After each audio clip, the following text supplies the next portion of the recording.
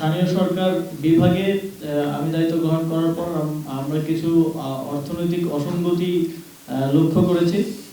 বিশেষ করে একটা জেলায়, পিরোজপুর জেলায় যেই বিভিন্ন প্রকল্পের যে বরাদ্দ দেওয়া হতো সেখানকার পিডি সহ সেখানে পুরো একটা কার্টেল করে সেখানে অর্থ লোপাটের প্রাথমিক প্রমাণ আমরা পেয়েছি এবং এর সাথে সাবেক মুখ্য সচিবেরও প্রাথমিক সম্পৃক্ততার প্রমাণ পাওয়া গিয়েছে।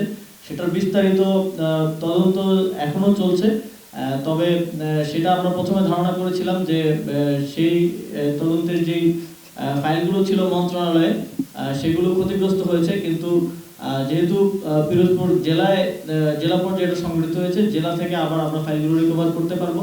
এখন আমাদের তদন্ত কর্মকর্তারা পিরোজপুরে আছেন।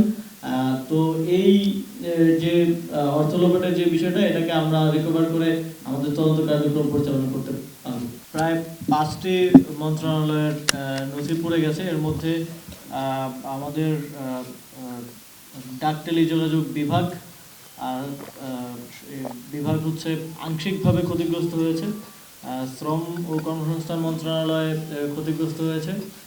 যুব ক্রীড়া এবং স্থানীয় সরকার পল্লী উন্নয়ন সমবায় মন্ত্রণালয়, এছাড়াও রোডস অ্যান্ড হাইওয়ে সেটাও ক্ষতিগ্রস্ত হয়েছে। এই রোডস অ্যান্ড হাইওয়ে ডিভিশন আর হচ্ছে ডাক টেলিযোগাযোগ ডিভিশন আর বাকি 3টা মন্ত্রণালয়, এই মোট 5টা মন্ত্রণালয়ের নথিগুলো ক্ষতিগ্রস্ত হয়েছে। এর মধ্যে যুব ক্রীড়া মন্ত্রণালয়ের নথির কার্যক্রম অনলাইনে থাকার কারণে সেটা আমরা রিকভার করতে পারবো, কিন্তু স্থানীয় সরকার পরিবহন সমবায় মন্ত্রণালয়ের কার্যক্রম পুরোটাই অ্যানালগভাবে হয়, পুরোটাই ফাইলে হয়। সুতরাং যেই শাখাগুলোর নথিগুলো আসলে পুড়ে গেছে সেগুলো কতটুকু রিকভার করা যাবে সেটা ক্ষয়ক্ষতি নিরূপণ করার জন্য আমাদের মন্ত্রণালয় পর্যায়ে একটা কমিটি আমরা করেছি।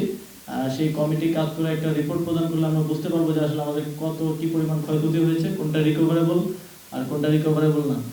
মন্ত্রণালয়গুলোর কার্যক্রম পরিচালনা করার জন্য, কার্যক্রম চলমান রাখার জন্য আমরা অন্যান্য সরকারি বিভিন্ন দপ্তর যেখানে জায়গা খালি আছে সেই জায়গাগুলোতে রিলোকেট করার প্রক্রিয়া শুরু করেছি। অলরেডি আমরা খুঁজে দেখছি যে কোথায় কোথায় খালি আছে, কোথায় কোথায় মন্ত্রণালয়গুলোর কার্যক্রম আপাতত অস্থায়ীভাবে পরিচালনা করা যায়।